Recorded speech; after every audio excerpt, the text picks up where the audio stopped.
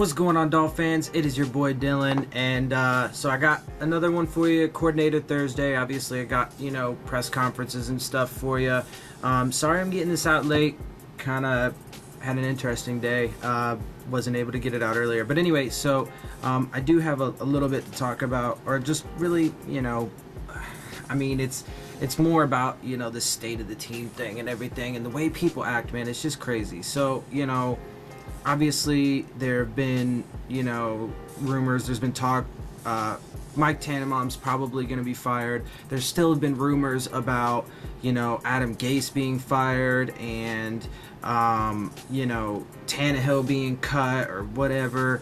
And look, man, I'm telling you, I'm just going to say this. Mark my words. If either of those guys go, we're going to regret it.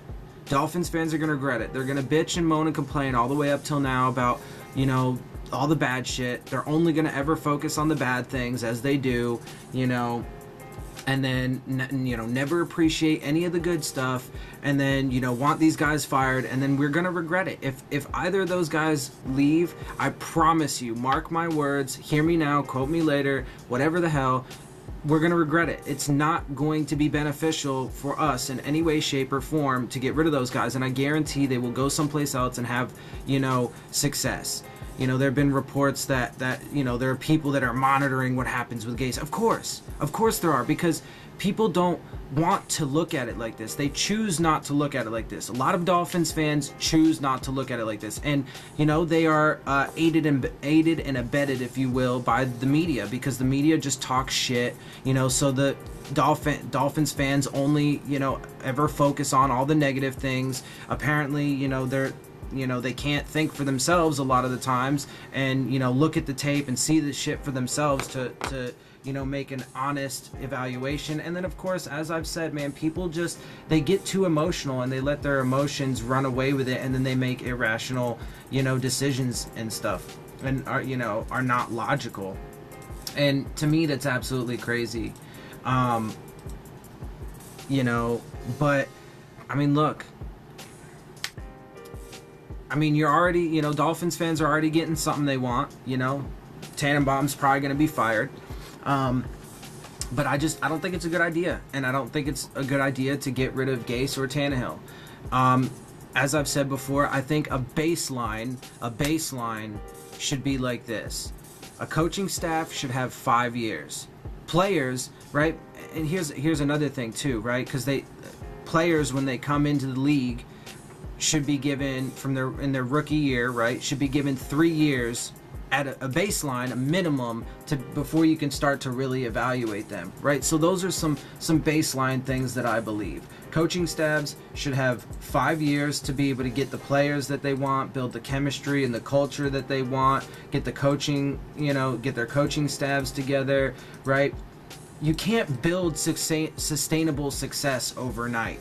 And you can't do it when you're constantly changing everything. That's one of the big reasons why Tannehill hasn't lived up to the potential, apparently, that, everybody expected drafting him at number 8, because he's had so many changes at offensive coordinator and at coaching and blah, blah, blah, blah, blah. So, look, man, again, I know that my view on this differs from most people, but I'm fine with that.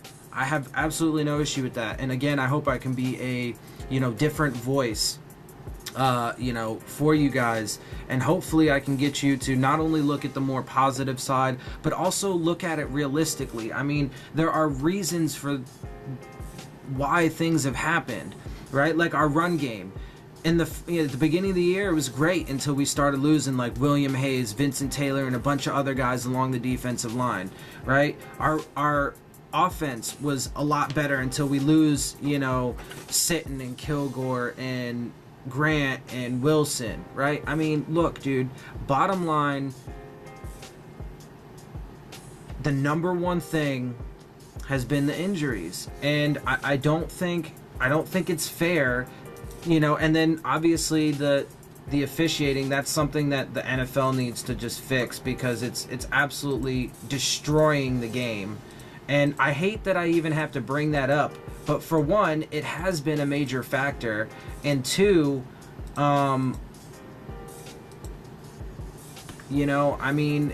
it's killing the game, man. It's killing the game. Anyway, so point is though is those things should not be, you know, blamed on like anybody, really. It shouldn't be blamed on the you know, coaching staff. It shouldn't be blamed on the players. It shouldn't be blamed on anybody. It is the way it is, man. And that's one of those things that not only do people focus on all the negative shit, which really irritates me, but then also and only harp on like one or two things instead of taking the full picture into account and the full context. But you know, then they also you know, sit there and put blame on people for things that are not in their control. Like, I can't stand that. Like, seriously, think about it. I mean, put yourself in that position. You know, if you were being constant, and I've been there. I've experienced this kind of shit my entire life. But if you are in a position where, you know, you have absolutely no control over what happens, but you get blamed for it. I know this is kind of probably a strange example and definitely an extreme one, but let's say, for example, I don't know why this came into my head, but it just popped into my head, so I'm going to use it. Let's say, for example, you're somewhere, you're out in public, you're in a store or whatever, it doesn't matter, right? And somebody comes in and they start shooting the place up, right? And let's say you manage to get away. Let's say you're the only person that gets away. And then let's say this doesn't ever even happen. It would be super stupid if it did. But let's say you were the person that got away and you got blamed for everybody else dying because you didn't stop the shooter or whatever. How unfucking reasonable would that be? Or just any other example in life. It doesn't matter what the situation is. If you get blamed for something that is not your fault, that you have zero control over, it's unreasonable. And then not only that, again, people allow their emotions to run away with them, and then they don't realize that it's all a domino effect. So, okay, what happens when we lose two of our offensive linemen, and then throughout the year we're losing, you know, more, right? And they come out and then they have to go and they come back in. What happens when we lose, you know, our top receivers? What happens when we lose some of our, you know, top defensive linemen or linebackers or corners, right? What happens? What happens? It's only natural. Things have to change. You know, play calling has to be different. You know, you have guys with different skill sets that have to be utilized in different ways. You do the best you can. And that's what I'm saying. Under the circumstances, with everything taken into account, I believe that this team, this front office, the players, the coaching staff, everybody has done the best that they possibly can. I know Dolphins fans are, again, I've said this before, they just want to win now. They're never satisfied. You know, it's always fucking doom or gloom if we're not winning every game and living up to like Patriots-esque expectations. But that's unrealistic, unreasonable, and it's silly and stupid, you know. But under the circumstances, the best that could be has been done, man. And look, it's just, I don't know. I can't get on board. I can't get on board with that kind of mentality. I just can't. You know, so I'm gonna be one of those kind of fans that no matter what, I always stick with my team. No matter what, I always try and stay positive and look on the bright side of things instead of, you know, sulking and always feeling terrible and super sad for myself. I'm one of those kind of people that I don't just harp on, good or bad, I don't harp on just one thing. I take everything in its full context. That way I can actually give proper evaluations, right? So, look, man, I mean, it is what it is. You know, we got one game left. We're going to go out. We're going to beat Buffalo. We're going to be 5-1 in the division. We're going to end up 8-8, you know, blah, blah, blah, blah, blah. And it is what it is. I hope to God, I just hope to God that, you know, it hasn't been made totally official that Tannenbaum's gone. Personally, I would hope that that doesn't happen and that Ross decides that he's going to keep him. But even if he does get rid of Tannenbaum, I hope to God, I hope to whatever, you know, I really do not want him to make the mistake of getting rid of Adam Gase, especially in this situation, because, I mean, again, if you compare him to, like, let's say Joe Philbin, I mean, first and foremost, Joe Philbin didn't take us to the playoffs in his first year. Second of all, he didn't have nearly this much adversity, but sucked, right? So there was good arguments to make that you could have taken Joe Philbin out earlier, and a lot of people made those arguments. They were like, oh, you know, Ross stuck with Joe Philbin for far too long, and, you know, sure, maybe. But again, I think a baseline is you need to give a coaching staff 5 years. Otherwise, one, you're not giving yourself enough time to adequately evaluate, and also you are, you know, not allowing yourselves for the potential that could you know, come of it. I mean, think about it. Like, the Jacksonville Jaguars were, you know, terrible for several years. Last year they had a really good team. This year they fell off, in part because of the injuries that they sustained, and because their quarterback actually sucks. Ryan Tannehill doesn't suck. I don't give a shit what anybody says. Ryan Tannehill is a really good quarterback. He finally has the coaching staff that he needs, and in his play and in, you know, their records and stuff like that, it is shown, you know, since Gase has been here, and unfortunately he's had some just really unfortunate injuries, but Ryan Tannehill has progressed basically every year that he's been in the league, you know, and he is a really good quarterback that finally has the coaching staff. That's why, like, if you get rid of Adam Gase, man.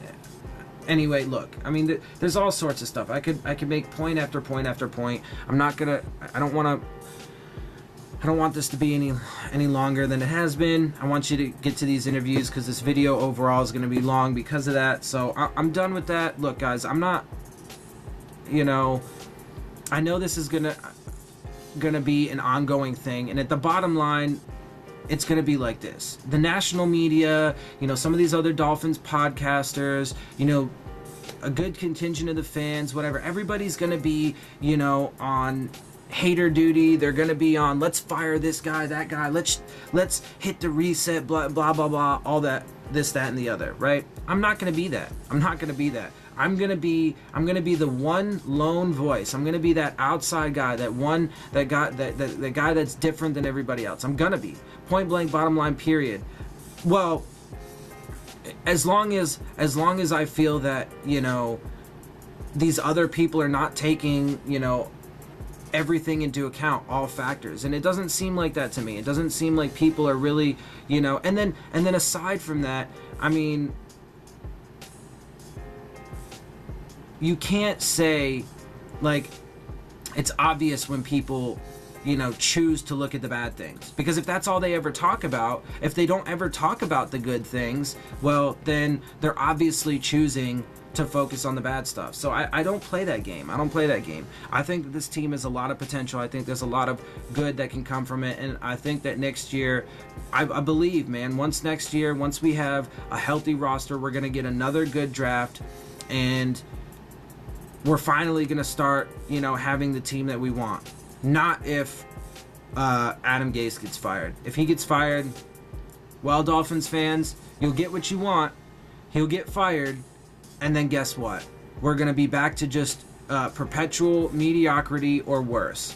And then you're going to bitch and whine and complain about that too. And, you know, a perfect example is people bitching about the fact that Adam Gase was sitting on the sidelines going over plays when the defense was on the field.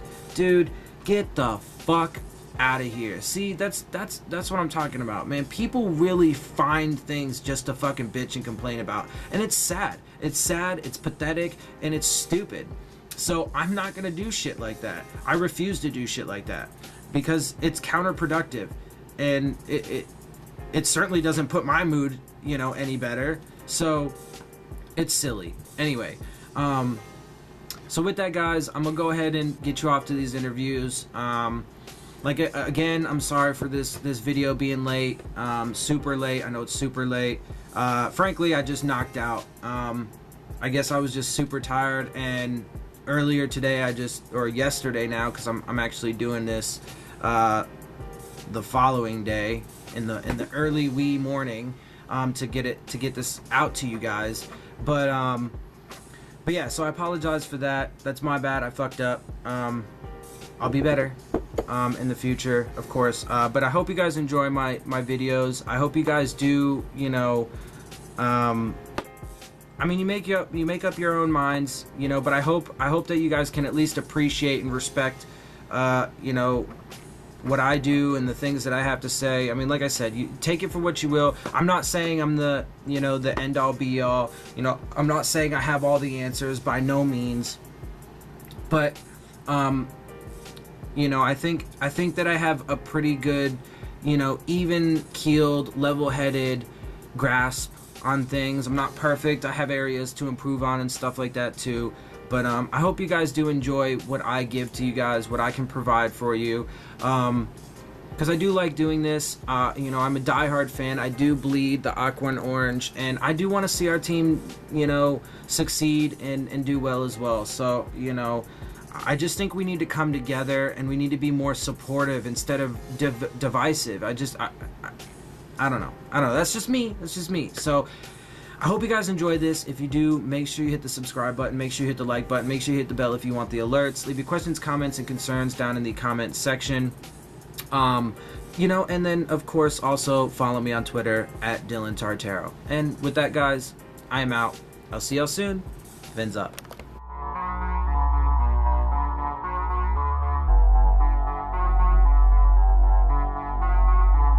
To, you know, the regular style punt that people are used to, and then, you know, some people call it an Aussie kick or a flip-flop ball or end over end, whatever you want to call it. There's different names for it, but that's something I think in the last couple of years he's really done a good job of kind of mastering that technique.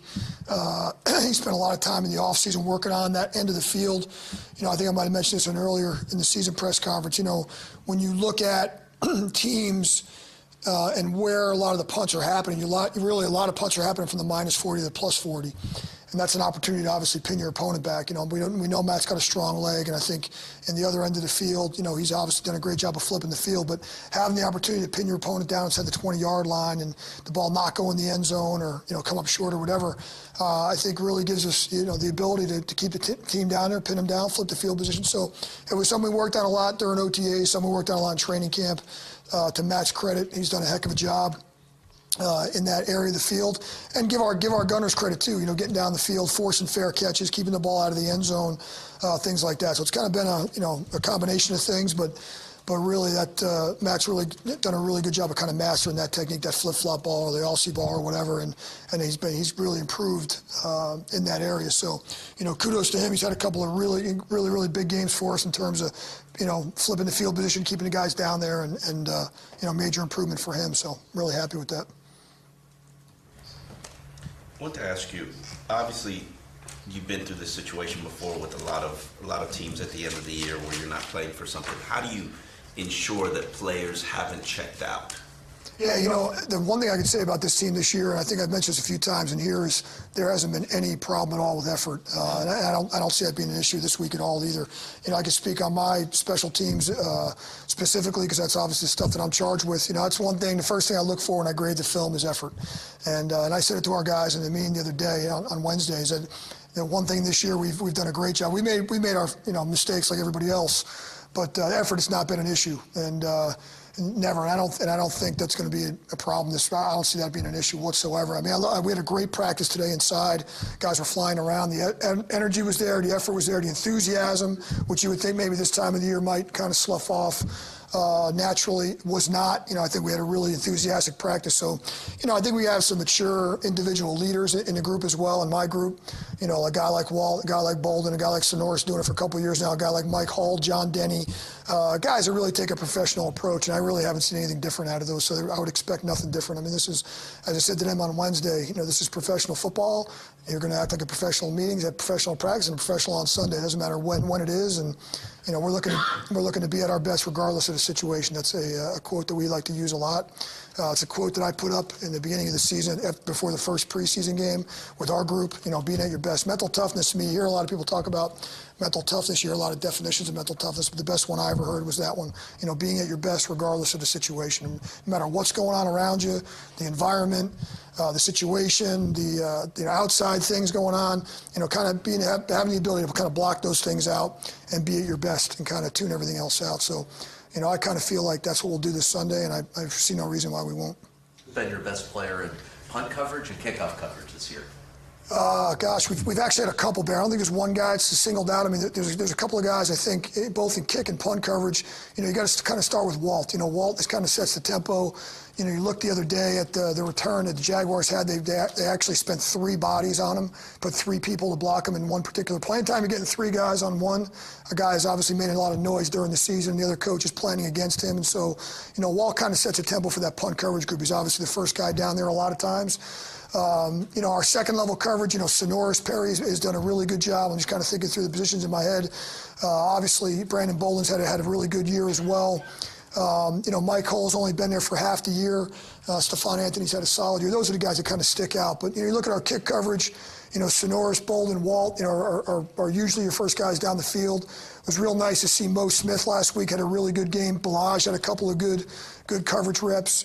Armstrong's been a guy that's been hot and cold a little bit, but he's had some really flashy plays as a gunner. Balaj makes that great play in the open field last week. Unfortunately, he got the horse collar, but really tremendous individual effort. I think Mo Smith last week, he won our belt for the week. He had a couple of really good plays, individual plays. It was good to see him, and I kind of singled him out yesterday in a meeting just, for a guy that's been, on and off the practice squad. And, and I mentioned Carew last week, but, really kudos to Mo as well for a guy that can easily have kind of checked out because he's been on and off and back and forth, really stayed locked in and really gave a great individual effort last week. So I've been pleased with a lot of different guys. I don't think there's one guy I kind of say he's been the bell cow in coverage, but, when you look at punt, it's definitely Walt.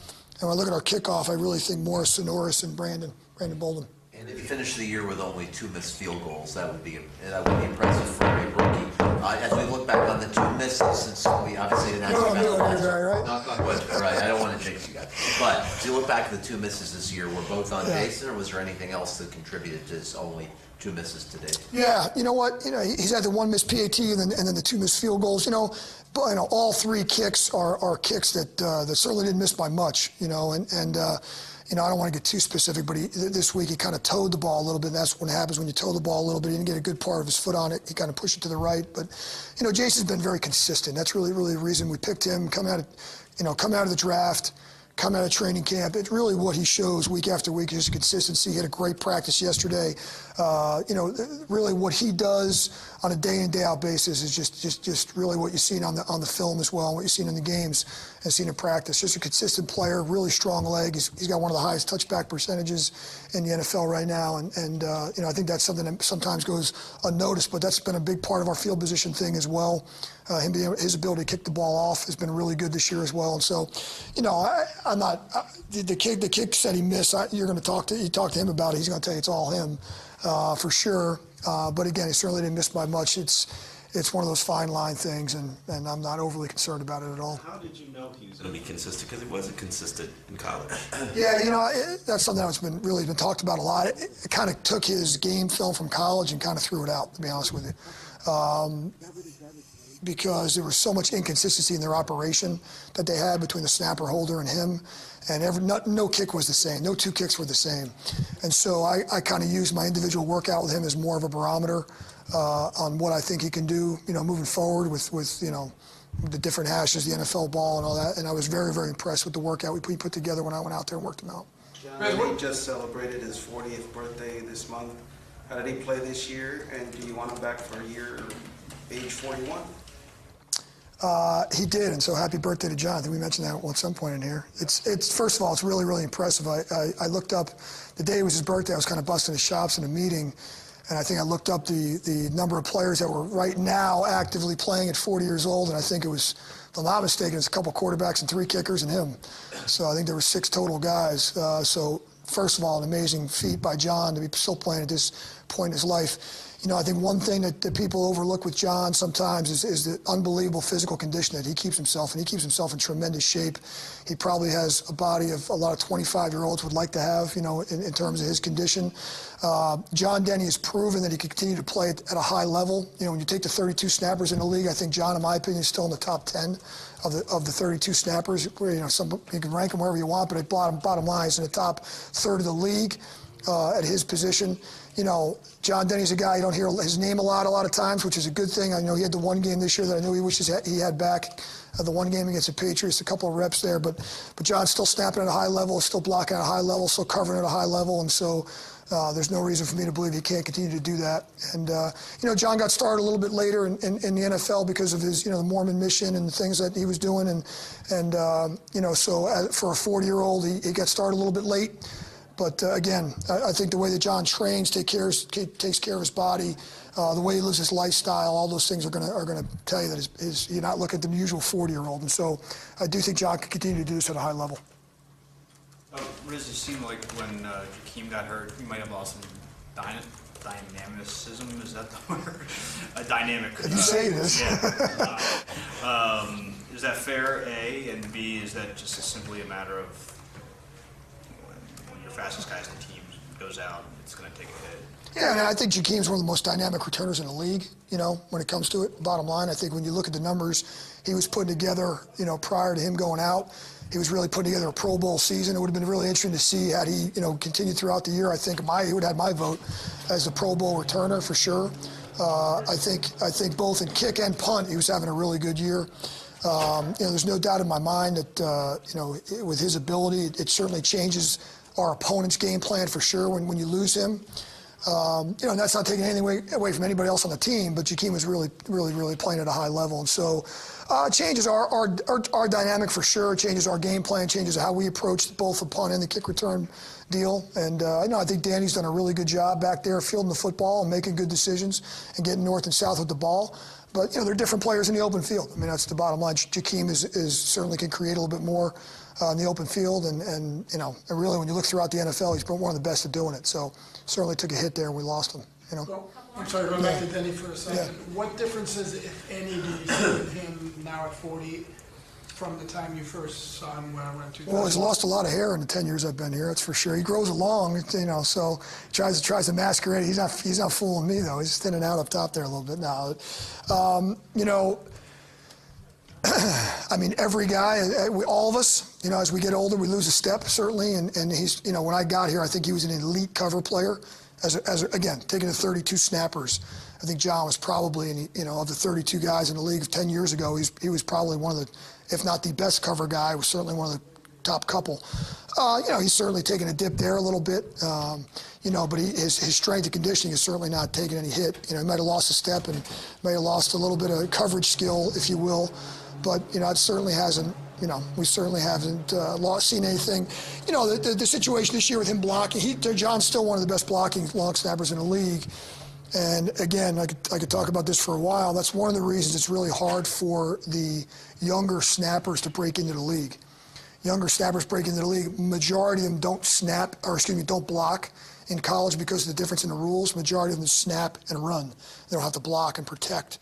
And that's why you see the average age of long snappers in the NFL is a little bit higher than most positions. You see a lot of guys that are 30 years plus still playing in the league because the majority of them have been playing for a long time, and that blocking skill is something that you develop over time.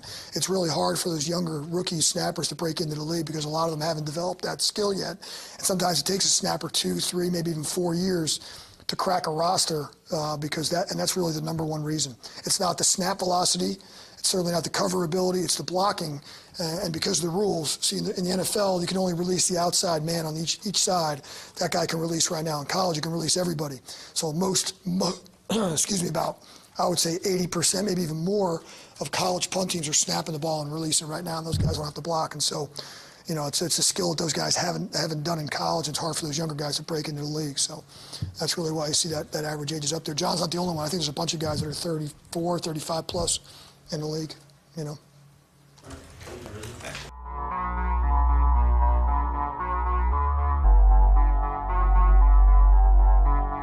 hard is it to get guys up for, a non-playoff type environment?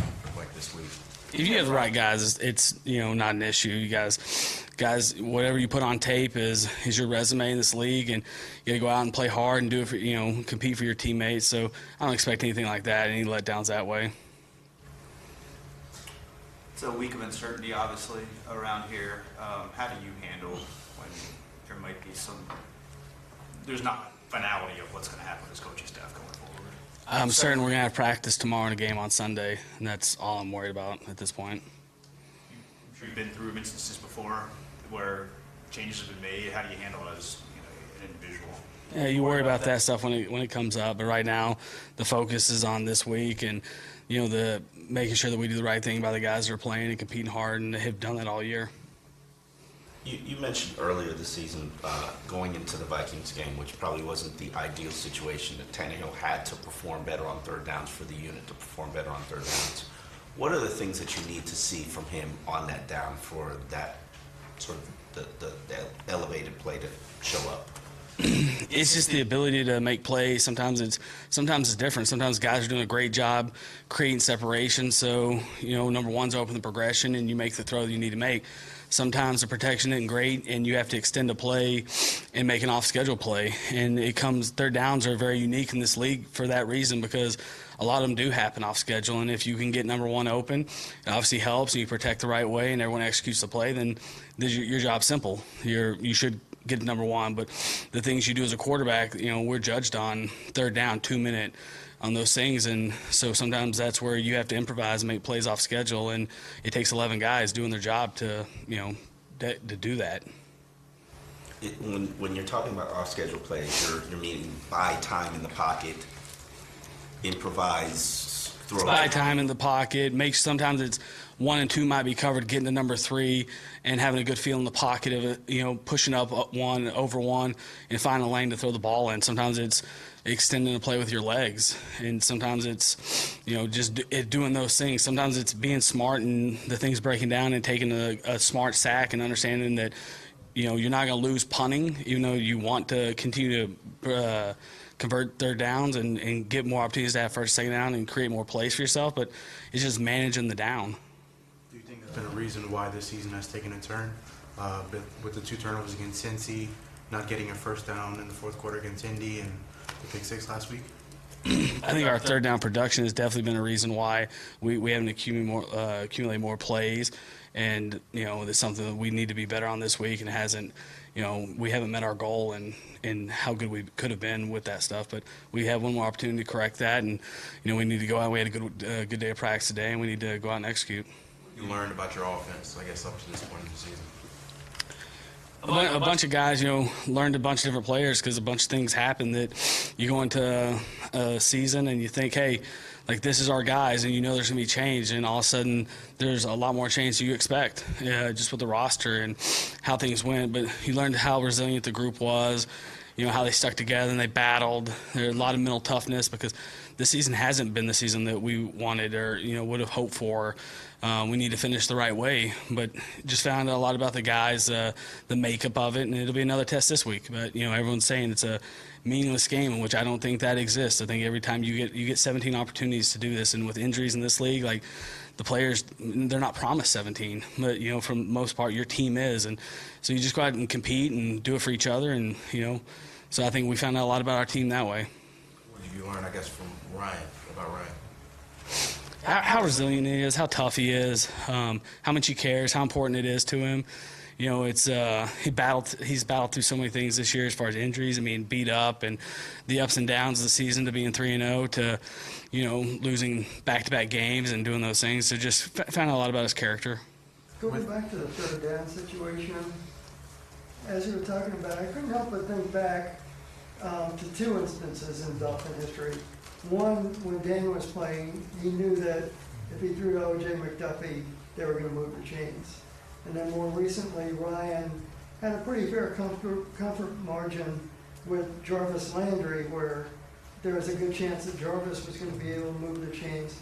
Does this team maybe need that guy who, whether everybody in the stadium knows he's going to get the ball or not, is the dependable third down, move the chains kind of guy? So I understand the question. Obviously, I wasn't here. I was probably 3 when Marino was playing, and I can't speak on Jarvis, but in that relationship, I also have seen the tape, and he was a huge asset on third down and every down. You know, he obviously had a bunch of catches here, but I think it's just the execution, and that's doing a good job putting those guys in situations to be successful. And it's a combination of a lot of different things. It's not just one thing. It's protecting better, you know, doing all those things. You know, so there's a lot of things that we need to clean up for this game. You know, when the season's over, you go back, you look at self-scout, you figure out, hey, could we have used someone a different way? Is there a way going forward? Can we use this guy better? But right now, the sole focus is to make sure that we use the guys we have with the protection that we have and the quarterback we have and the tight ends we have to move the chains on third down for this game. So the offense has scored 1 touchdown in each of the last 2 games. Yes, sir. And I know that there's a lot of different reasons for that. Yes, sir. One thing overarching that absolutely needs to be fixed to make that a different fact is what? Such a broad question. I mean, there's a lot of things. I don't think it's one thing. And, you know, if I had to pin things down on, it's just everyone, starting with the coaches, down to the players, down to the, you know, each position group, just execute and understand the plan better. And, you know, it's such a broad, I know it's a really broad answer, and you probably, you know, I wish I could give you more on that. And that's in the off season, you study and dive into self-scout and do all that stuff. But it really comes down to, you know, it's the third down thing is a big deficiency for us because you limit yourself and you end up playing 50 to 57 plays, 55 plays instead of playing a game where if you convert on third downs like we had, you know, when we've won, I think that it's shown up more. I think the one thing this team has done a really good job on is cut down on penalties and the turnover ratio. That's probably kept our record to what it is right now, which isn't where we want it to be. But, you know, I think those are things that you can build off of, but definitely the execution of third down, staying on the field and first, second down, and the explosive plays have gone down as well, you know, the last 5 or 6 weeks. And we've had a couple big runs here and there, but not like we were getting early in the year. We were getting those chunk plays and, you know, doing a good job taking care of the ball and not beating ourselves. And then we were like relying on those chunk plays to sometimes, you know, cover up, not doing a great job on third down or being deficient here or there. Like you have those, you know, long plays that equal touchdowns, and those things get masked for a week or two. And then, you know, when those things start drying up, that's when the execution of each play becomes more important. Is it fair to say, or are there too many personnel groupings that kind of pull people in and out the games where they can't really get into a groove, a la maybe Devontae Parker playing every snap against Houston and then kind of trailing off like that? You know, my opinion would be no. I think it's important sometimes when you have a 53-man roster and, you know, you get your 46 actives that every person has a role. If they're going to be active, they're going to do that. You know, that's kind of the philosophy we've taken here is if they're going to be up, let's try to give them a role. Sometimes you get to that package, sometimes you don't. You know, Bolden's gotten some weeks he hadn't played at all. On offense that way, but I wouldn't say that. I think that's actually a strength we have is defense have to prepare for all that stuff. And if they're repping cover 4, they have to do it versus every personnel group we have. Or if they're going to rep a blitz, they have to do it versus everything we do. So I think that's probably a strength of ours and an advantage we have. Obviously, you know, when players are hot and you want to roll them, like you don't want to take them out and, do those things. But I think that's a strength we have. In retrospect, with the real efficiency you guys have had to run the football, did you guys run the ball enough this year? I mean, that's such a broad question. We'll go back and look at the end of the season to kind of figure out where we're at. You know, sometimes the efficiency thing is, I think we did a pretty good job with it. You know, sometimes I usually look at yards per carry and like you take out some of those chunk plays and all of a sudden you got to find the median of what, you know, don't let a 75-yard run that you average 9 yards in a game. All of a sudden take that thing out and really figure out like, hey, how do we really run the football? Did we control line of scrimmage like we wanted? We're able to play on our terms. I think early in the year when we were a little more balanced, I think it was probably better than it has been lately, even though we have, you know, our numbers are still pretty decent, I think. I don't look at the stats much till the end of the season, but I think it's been better because of, you know, 75-yard touchdown run here or there, like, you know, against Minnesota and those things. Quick follow-up, I'm sorry, but Sir. those big plays do happen when you run football. Yes. And I think they're a it's. big part of your offense. And right now, the backs are doing a really good job. We have guys that are explosive. Kalen's done a nice job coming in. Drake's obviously a playmaker, and Gore to this point. Bolden's had a couple, so it's definitely something that helps. It's just the efficiency is when I say that is don't look at a 75-yard run and you have a 7-yard average. When all of a sudden, you take that away and it's like, well, hey, we really average 2.7 yards. So if you run the ball on first, second down, you're looking 3rd and 7, 3rd and 8. So there's some things that the stats can be manipulated that way. The percentage, the yards per carry can be manipulated that way a little bit as well. Not secret, I guess that Gase loves to throw the ball. How often have you had to talk to him about running the ball this season? I do think Adam, yes, does he love to throw the football? Absolutely, yes. I think that's what we want to be. I do think that he understands the strength of the team at this point right now, and it is the run game for multiple different reasons. So, I think he's done a pretty good job balancing that stuff. And there's definitely, in the passing game and run game, there's definitely things we need to improve this week to make sure we play well against Buffalo. Have you done a good enough job owning or controlling the line of scrimmage this season? I mean, especially lately, the sacks have been piling up. Yeah, we've had too many sacks here of late. The sacks are definitely, when you say own line of scrimmage, I will put the quarterback in it, I'll put the coaches in it, the tight ends, the running backs, the O-line. Have we done a collective good enough group the last 2 or 3 weeks? Absolutely not. It's something we can improve on in each position group, starting with the coaches, from Coach Gase to myself, and down the line the position coaches to every position group. When we've had way too many sacks the last, 3 weeks, it's something we need to improve on this week. I know it's everybody's responsibility and everybody's fault, but there seems to be clearly something. It's not play calling.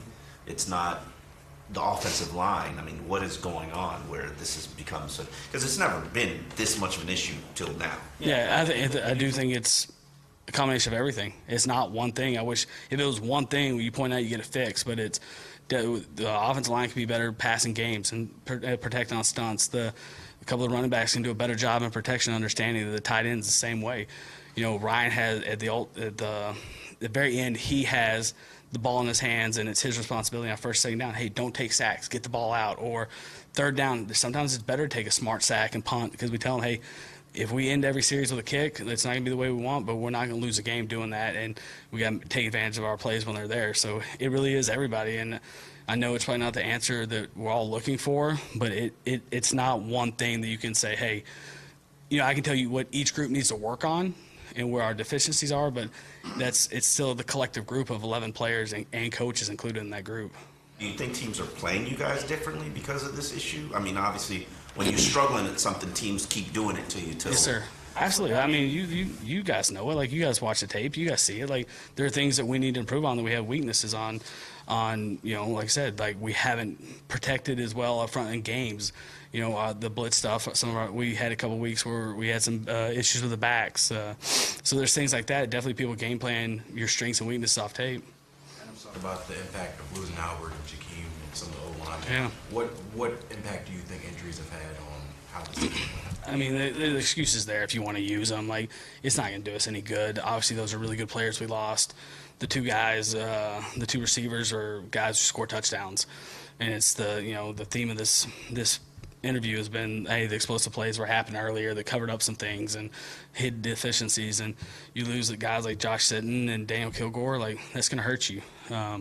It was 17-0 when Laramie Tunsil went down the Cincinnati game. Like, definitely, all those things hurt. Like, but every team in the NFL deals with it, and it's part of the game. And that's why you have backups, and everyone's got the same amount of players and same cap space. So you got to do a good job developing your players and make sure you have quality backups. They're saying that those guys coming back next year won't fix, the offensive issues that you guys had this year. Can you repeat it, please? The guys, like, getting all those guys back, that alone won't fix the offensive issues. I think that, anytime you get your starters back, you're saying, hey, we got 5 or 6 starters coming back that, off a team that you lose 5 or 6 starters to start the season or week 3, 4, 5, whenever it happened. Like, absolutely, that's going to help a ton. But there's also things that we can coach better. There's also things that we can execute better. And there's, we need to do a good job developing our players as well. So it's not just one thing. Like, it's going to be multiple things that we need to improve on in the offseason. How have Adam and Matt kind of taken to this this week, knowing a win could be much more different for their future than a loss could be? Same way they do every week. No week in this league is better than the other, whether it's week 1 or week 17. Like, those guys are professionals. They're going to go work their tails off and prepare the right way and make sure we put our players in the best chance situation to be successful. It's no different. Thank you.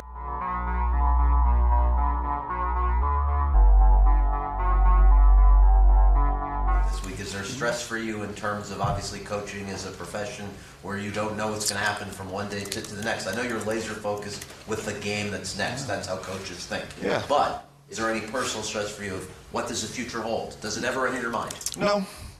No, I don't. I mean, it's part of what we do. It's part of our profession, good, bad. I mean, it's just kind of what we sign up for. So, again, I told you guys it's not worth wasting time worrying about things or thinking about that. And I'm going to go try to win a ball game this week and worry about everything else after that.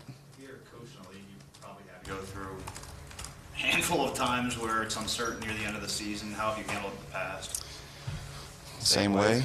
I mean, really, it's again, try to give everybody, give this team and give the organization everything I have, and I'm going to keep doing that till the last whistle blows. And like you said, I mean, this is my 4th team in however many years, so it's just part of what we do. You have good seasons, you have, not as good seasons, and you just try to keep playing through all of them and worry about that when the time comes. Matt, didn't you told your guys not to worry about it? What's that?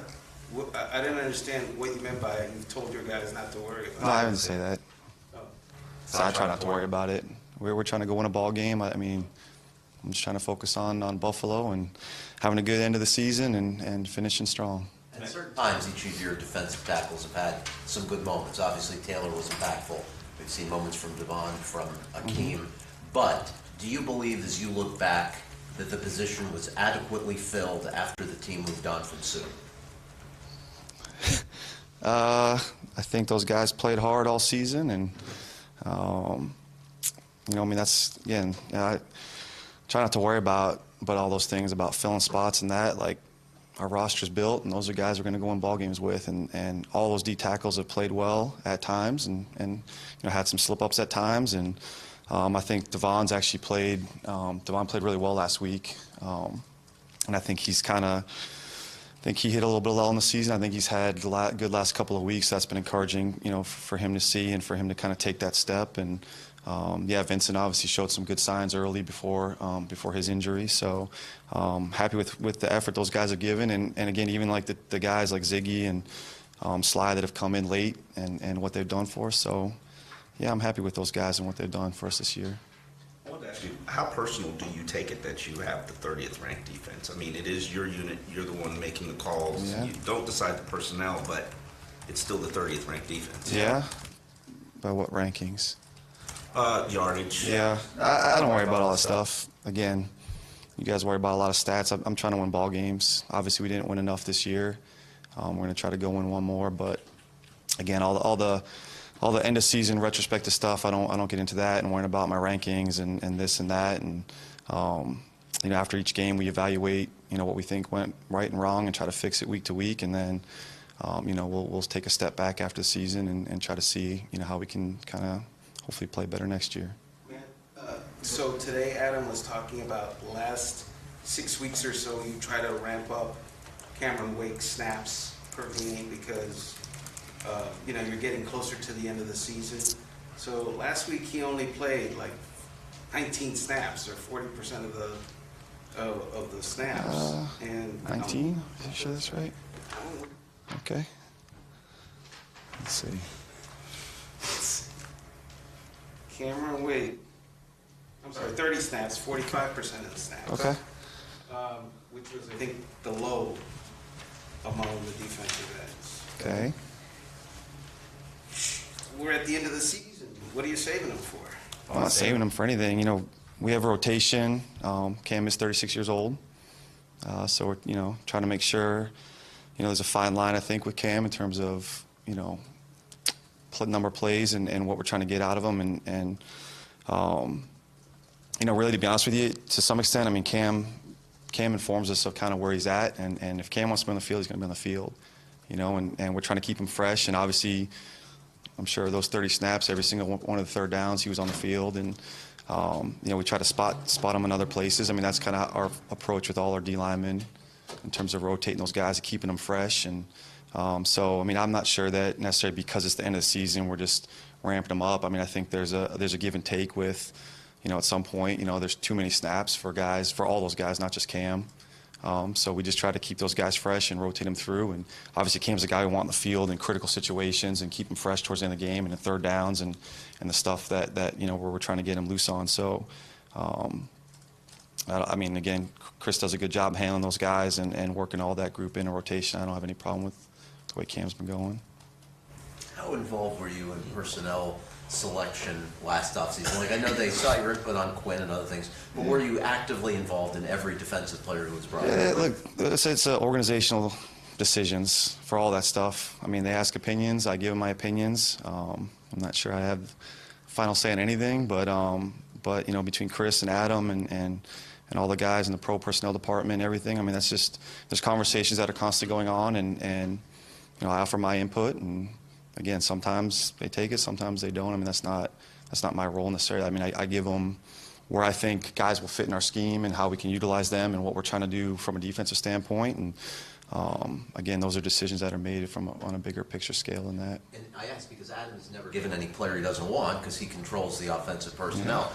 Is that ever the case with you, where you're given players you don't necessarily want? No, I don't look at it like that. I'll take all the players and give them all to me. So, I mean, any players that ends up on our roster, I'm happy to have. So, like I said, I mean, all those decisions, draft, free agency, all those things, I mean, those are organizational conversations that are ongoing, that are constantly ongoing. And I think Chris does a really good job of coming down and saying, hey, these are the spots that we got, or hey, we had an injury that we need to replace, and these are kind of the list of guys that we're looking at. And we bring guys in for workouts during the season.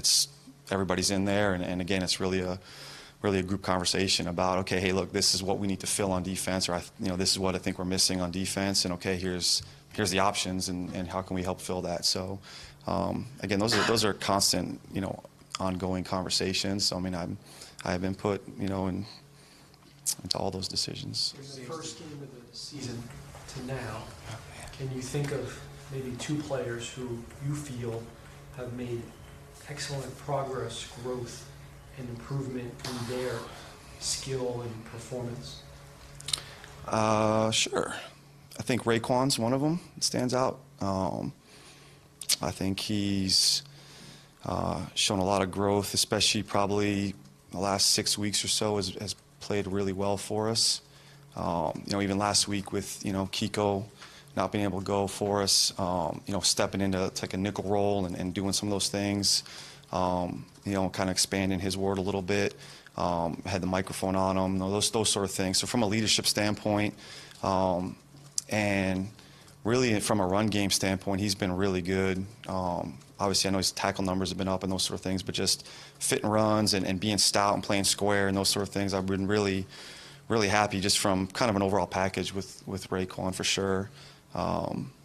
So that's been good to see. Really, both the young linebackers, Bake's been another guy. He kind of gets to it a different way sometimes, but from a running and hitting standpoint and that sort of thing. But I think Raekwon's shown a lot of progress throughout the whole season from start to finish, and especially, again, like I said, the last sort of month plus. I just probably feel like I'd be remiss if I didn't point out, obviously Jalen getting some work last week for the first time. Davis, really first extended play that he's had and was productive and energetic and in the right spot and stuff. So that was really cool to see and kind of actually brought some energy and juice. And maybe in a different sort of way to say this, but Mike Hall, I want to kind of point him out, what he did last week. Playing 40-plus snaps kind of on the spot, and really didn't know until about 20 minutes before kickoff that he was going to go. And that's really the first defense that Mike Hall's played in a long time, and had a great game, played really good. So I was really excited for him to step in and do that. So just from last week, those two performances, really appreciate the efforts of the guys. That, again, Jalen, a guy that hadn't had a lot of work all year and got to get in and get some playing time, and Mike Hall kind of put on the spot last minute and really perform well. So, but I think all our young guys, just in general, that like I said, I think, anytime you're getting reps and getting work and getting game time action, obviously Minka having to flip around a bunch of different spots and do that. As a rookie's been impressive, and what he's been able to go through. And I think Charles, Harris getting a sack last week and starting to play a little bit better and play faster. So I think just a lot of our young guys, like I said, I think Gottschall from kind of hit a little lull early in the middle of the season, and the last kind of month has been good. So all our young guys, I think, again, just the more they play and the more experience they get, they're all sort of showing that progress through the season. So I've been pleased with, we've had to play a lot of younger guys at times, and they've all kind of been progressing to a point where we feel pretty good about them. Yeah, how do you explain, I guess we asked you this last year, the sacks and the number, when we look at the end of the year, and what's your explanation as to why there isn't more? Probably the same what I tell you last year. It's not about sacks. There you go. There you go. Same thing. Yeah, I mean, look, we've been disruptive. Again, we've tried to cause turnovers, those sort of things. I mean, we're not chasing sacks. We're trying to be disruptive. And again, sometimes even disruption for us, like, I think I mentioned it last week, the week before. I mean, disruption for us sometimes is, them having to keep extra guys in a block on offense and not getting extra guys out in the routes because they're worried about our ends and those sort of things. So, again, we're not trying not to chase stats and worry about where my rankings are or what the defense is this. I mean, again, it's, what is an offense trying to do to us? What are we trying to do to take away what they do best, and how that goes? And so, I feel like our defensive ends and Cam and Robert and Branch and all those guys are threats to an offense. And you talk to a lot of guys we play after games, and that's all they talk, man, 90, 91, 94, like those guys are all worried about them. So, obviously offenses are counting for our rush, and that affects how they play. And, again, I think that just shows up for us in other areas. So, I mean, sacks an easy number. I'm not saying that we don't want sacks. I probably said that last year too, like I'll take the sacks. But, it's not something that we're chasing. We're worrying about how they impact the game. Yeah, sure. Can you bring them in? Sure. Because, You want more clarity? No, not on that. Okay. So because of his age, folks pay attention to level of play. Yeah. Have you seen a consistent level of play, and do you see that continuing maybe into next year? Well, I don't have a crystal ball. I've seen a consistent level of play from Cam. He's been good in the run game, throwing his body in there, setting edges for us. Obviously had production last week in the rush game. Yeah, no, I haven't seen any drop off for him. I can't predict what Cam wants to do or what's going to happen in the future, but he's been a steadily productive player for us this whole season, age or not, probably because we're helping him with some of his snap counts. Would you want to run on that or defense? Yes. Okay. So, to clarify what you said earlier, you said Cam indicates to you where he's at, and if you want to go in, you go in. So Cam can decide when he goes in. Okay, done. Is Jalen Davis almost exclusively like a slot nickel guy, or could he actually maybe one day play outside? Yeah, I don't know. That's where he's kind of been focusing for us, obviously, right now. He played outside a little bit in college. Obviously, he's a little on the shorter end, so whatever issues that may show. But I tell you what, he's a competitive, tough kid. It wasn't too big for him. It hasn't been too big for him. He'll go in there and bite your face off, wherever you put him. So I honestly, just from an attitude and approach standpoint, I wouldn't count him out from anywhere. So, and I think again that showed when we got him some action last week, and hopefully we can keep developing him along that way. You've got guys that maybe aren't the ideal fit for what they're asked to do in their position. How do you go about putting guys who may not be a fit for your scheme, or what you ask them to do? Well, I've always been a believer in, as a coach, like it's our job to put the players in the right spots. It's not like this is my scheme and you're not the right player, so you can't play in my scheme. I mean, to me, that's not good coaching. So to say that they're not a scheme fit, what we try to do is say, okay, these are the skill sets of the players that we have available, and how can we deploy those guys and utilize them to our best advantage. So, I mean, to say that a guy's not a scheme fit, to me, that's not, I don't know, that's lazy coaching. You know what I mean? For me, it's to say, okay, this is the guys that we have. This is the guys that we have. How do we use them? I mean, again, I told you guys last week, I try not to come in here and make excuses and say, oh, this guy's this, we got screwed by this call or this happened. Like, that's not what we do. We say, man, we got these guys up on game day, and how can we win a ball game with them? So all our guys that we try to utilize in those roles and play and put them in the right spots to win a ball game and be successful. So I think it's our job to utilize our players' skill sets as much as fitting them into a scheme. And free safety is the best spot. Mika? He's been pretty good there. How's that? It's a spot. It's a good spot for him. It's a good spot. The best? Okay, well, we'll put that into the off-season decision-making process. How's that? 77 tackles. How's that? 77 tackles for Yeah? a guy who's everywhere. All right, make sure we write that down. I'll make sure I go tell those guys. We good? Oh. Wide nine, like still. Classic wide nine. Never heard that before.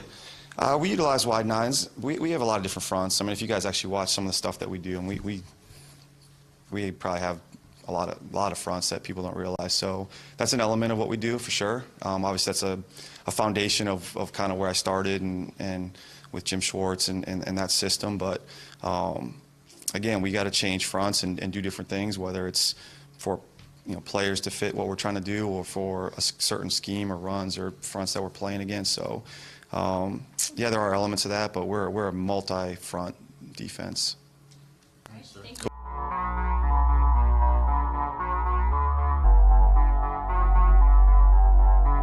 Play fast, and that's all we're trying to do.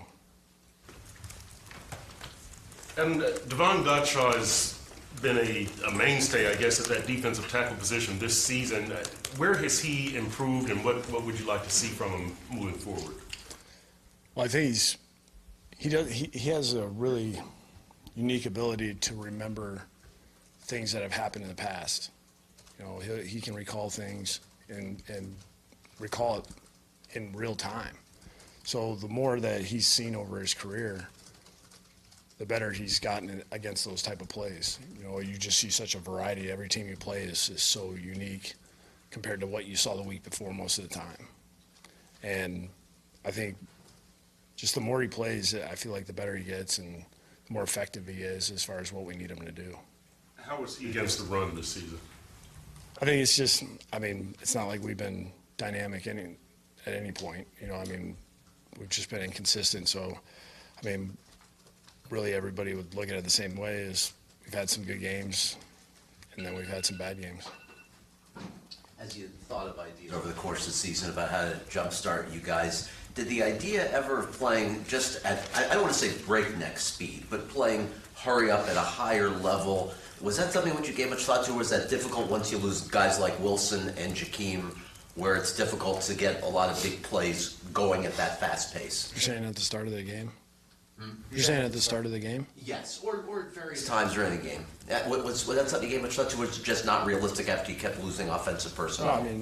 What were we scored on the first drive, like the last 6 games or something like that? Right. No, I didn't mean only early in the game. I mean during the course. Yeah, during the course of the game. Like say you do it in the second quarter. You'd love to do that, but we got a lot of guys that we have a lot of different personnel groupings, so you got to stay in the same one.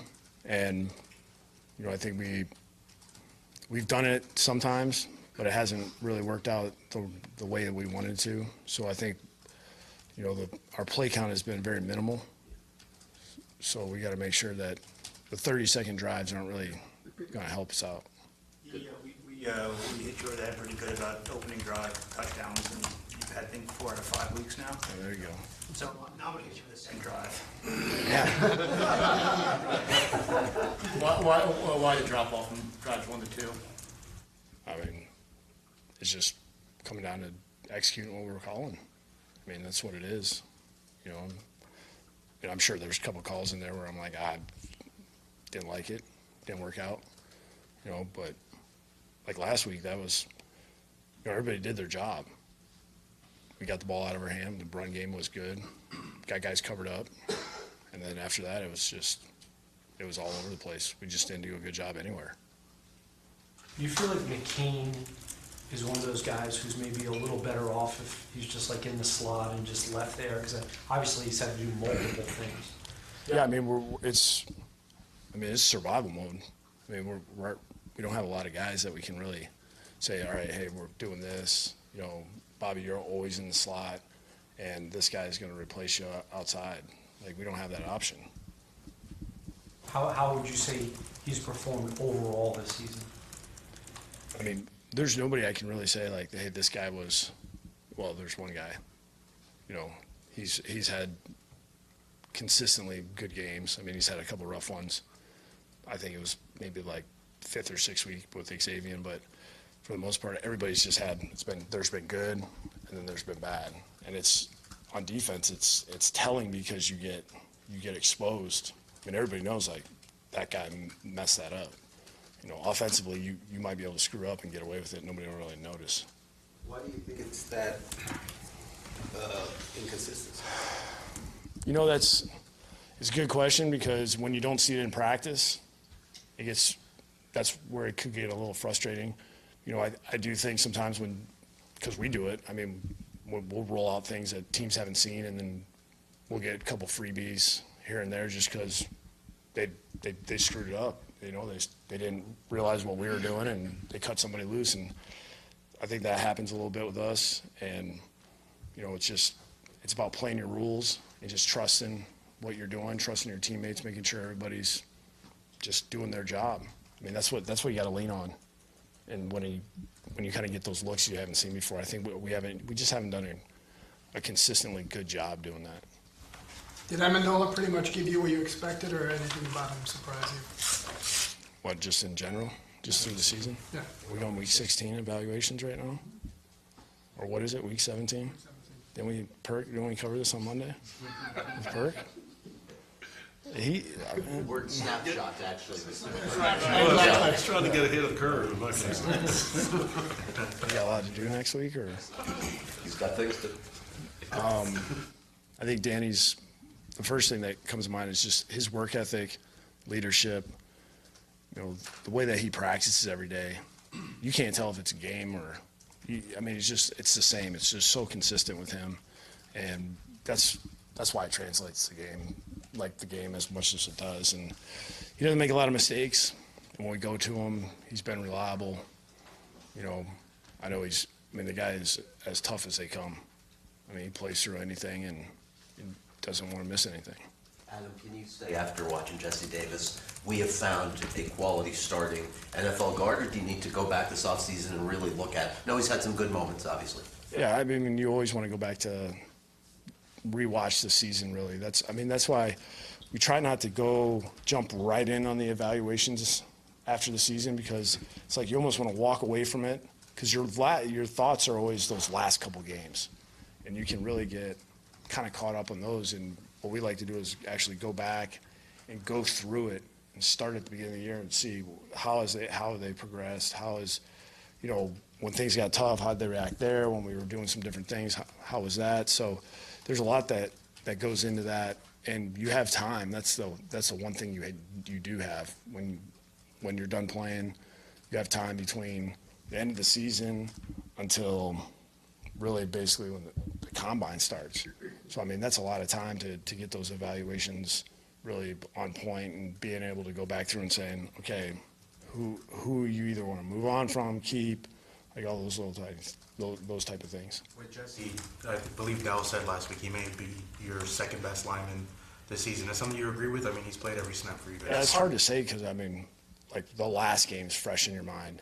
I do think he's improved in some areas. I think he's done a better job using his hands. I think sometimes he falls back a little bit in that D-line mentality.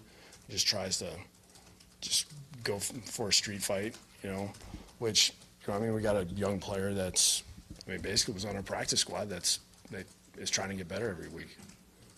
With Raekwon, he's on the verge of having an 100 tackle season. Do you view this as a successful second go-around in a rookie year? I think so. I mean, once again, it'll be nice to be able to go back and watch everything.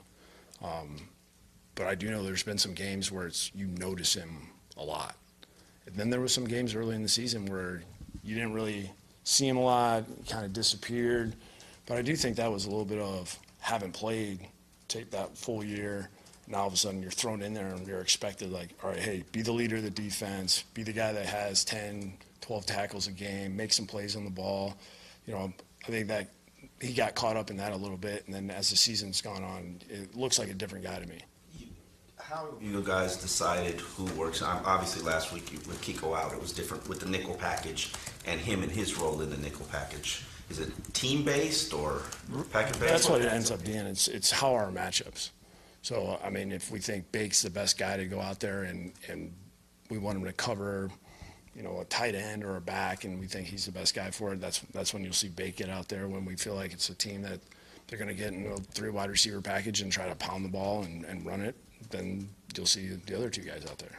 Managing Cam Wake, are his snaps managed based on we need to keep him healthy for 16 games, or he can't play more than 20 plays in a game anymore? I think it's more seasonal.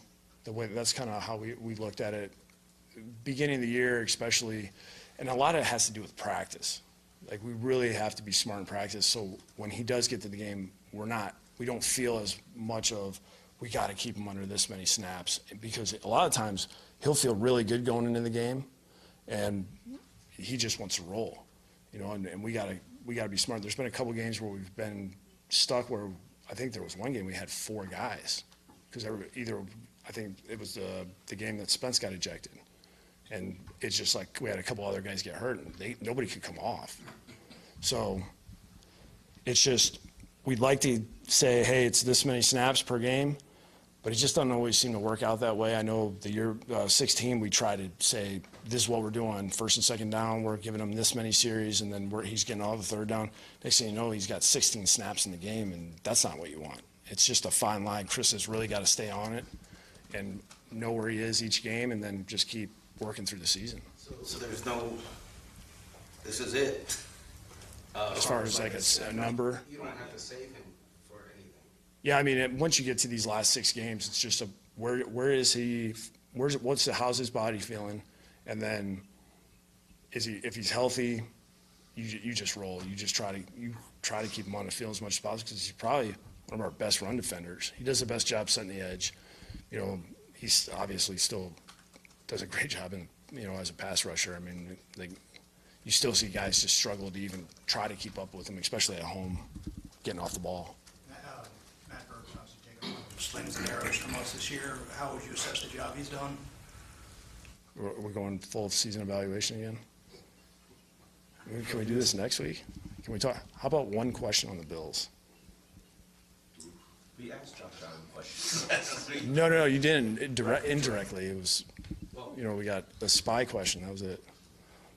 I got a question relating to the Bills. You talked about Devontae playing. You know, if he gets hurt, yeah, I'm aware. I got you. You're good with the risk. We're going to play. We're trying to win the game. And what did you get from the tight end position this year, and how? Sorry. Talk about the Bills. Yeah, Adam, can you talk about the Bills? Yeah, I can give you a Jordan Phillips question if you want. We didn't get to the Bills game. How do you feel about your tight end? I think Durham's done a really good job of improving throughout the season.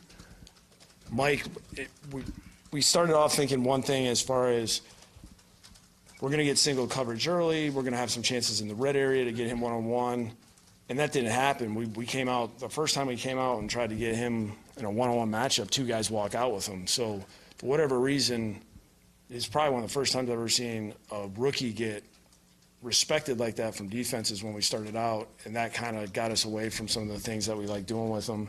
And then we didn't have as many, we started running the ball more in the red area. But that was probably one of the main reasons.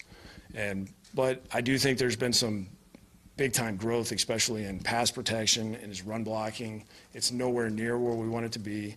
He knows that. I love the fact that he works at it, and he tries to make sure that he is one of those guys that's accountable to the rest of those guys, to where if he's in, like Omar always says, it's always pass. It's not true, but, he's done a good job of improving. And I think Nick's been one of those guys that's really helped us because he's flexible. I mean, you got a guy that can actually line up at fullback. He can do things in protection. He is as tough as they come. His hands are unbelievable. I mean, you never see a ball on the ground when I probably just jinxed ourselves, but you know, like in practice, the ball never hits the ground, and he fights. I mean, he goes against some guys that are he's just the size and length and all those type of things he doesn't have compared to that guy, and he finds a way to block him. So why no more I formation? We've done it a little bit, not a lot. We just did it in the Wildcat, kind of offset maybe a little. I want to ask you about Ryan in the movement plays and the play action stuff. It's kind of not been part of the repertoire. Is that more ankle related or just game plans? Well, I mean, we've done some movement stuff. We haven't protected it very well. We've cut some guys free. I mean, it happened again last week. We didn't block those two safeties coming off the edge. That was one of those ones where right when we saw it, we knew what the defense was. And I think everybody on the sideline, okay, here we go. We're going to have Kenny wide open. And, I mean, we have two guys come free.